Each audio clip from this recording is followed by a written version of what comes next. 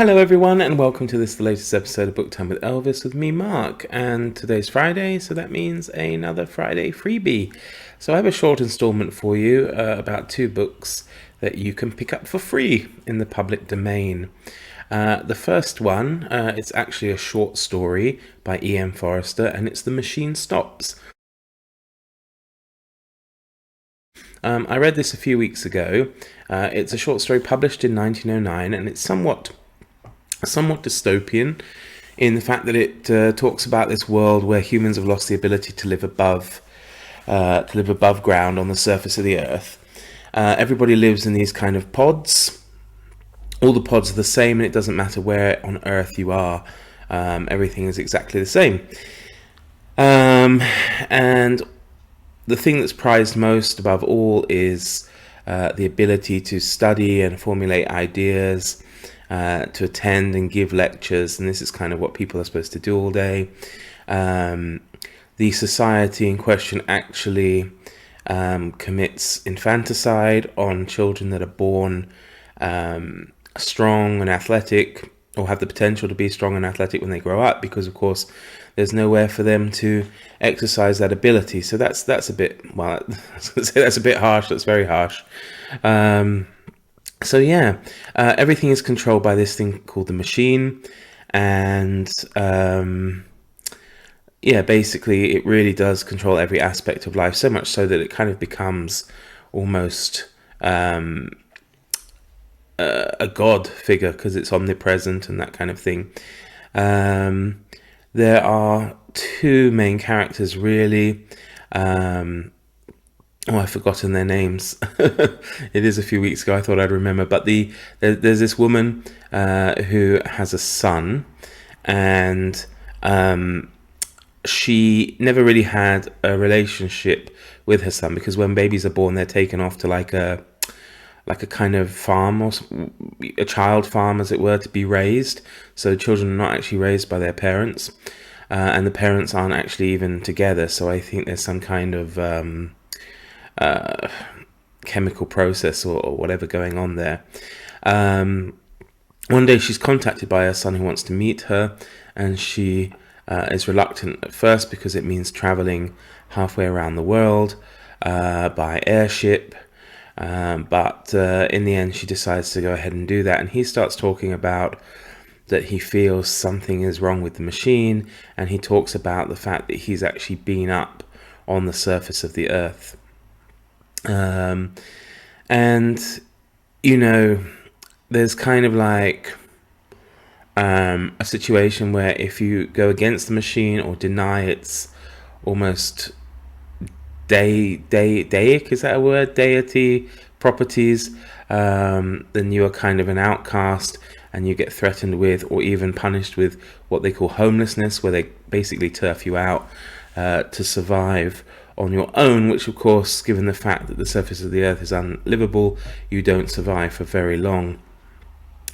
And as we go through, the problems with the machine and the society become more pronounced until things come to a head, which of course I won't talk about because I don't want to spoil it for you. But overall, I really enjoyed this short story. It was quite haunting, and it was amazingly prophetic for something that was written, you know, more than 100 years ago. It kind of manages to predict things like video calls and the internet, really, and music streaming services and all this kind of stuff. So it's pretty cool, and I would recommend it. And of course I will leave a link for you below so you can download it if you should wish to read it. The second book that I read was a children's book, and it was First Term at Malory Towers by Enid Blyton, and it was published in 1947. It follows a 12-year-old girl called Daryl Rivers. I have to say, I didn't know Daryl was a girl's name. I always assumed it was a boy's name, but, you know, there you go. And it follows her starting life at a new boarding school called Malory Towers. She's put into North Tower. There are 4 towers, north, south, east, and west. And each one of these towers is its own boarding house. So for people unfamiliar with British public schools, a public school in England is a very expensive school. It's not the normal school like it is in America. So Usually a public school is a boarding school, and it would be one rung above just a normal private school. And they tend to have different houses. So you've seen or read Harry Potter, and they have their different houses of Gryffindor, Hufflepuff, and Slytherin, and I can't, Ravensclaw, isn't it? Yeah, that's right. And so this one has its own as well. Of course, there's no magic in this book, and it kind of just follows the life of Daryl Rivers and her friends that she tries to make whilst at school. And it's all good fun. I mean, it's kind of like jolly hockey sticks, or lacrosse actually, and midnight feasts and girls mucking about, I suppose, at school. There were, I was lucky enough to go to a school like this for a couple of years, not a girls' boarding school, of course, but and there were still some shades of things that I recognized even in this. And as I say, it's good fun. There are a few serious things. There's a bit of bullying and having to deal with that. Daryl herself suffers from basically anger management issues, and there are some altercations between some of the girls, but there's a lot of humor as well, and some good characters. I really like, for example, the fact that there are these two French mistresses at the school who really despise each other, and they're kind of like exact opposites in their personalities.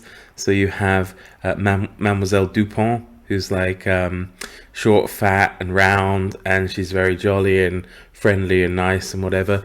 And then you have Mademoiselle Rougier, who's like completely the opposite. She's thin and sour and grumpy and all this kind of stuff, but they really dislike each other.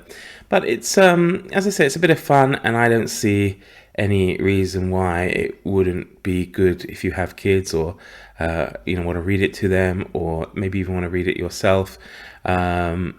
It's a bit safer, I would say, than a lot of Enid Blyton's books. I didn't come across anything too politically incorrect. She does seem to have an issue perhaps with some girls who may be a bit overweight. It's doesn't seem problematic maybe to call them things like fatty and plump and this kind of stuff, but it was what it was at the time. So yeah, it's interesting. There are 6 books in this series, and I believe there are further 6 books in a newer series that was written about 10 years ago to follow on from this. And I think currently it is actually a television series, which I saw the trailer for the other day, and it looked all right. I mean, maybe not really my cup of tea, but the whole point of this is for me to read things that I wouldn't normally read, and also to recommend them to you guys. So that's it for this week's Friday Freebie. I hope you're all well, and I wish you all a fantastic weekend, and I shall see you all very soon. Take care, everybody. Bye bye.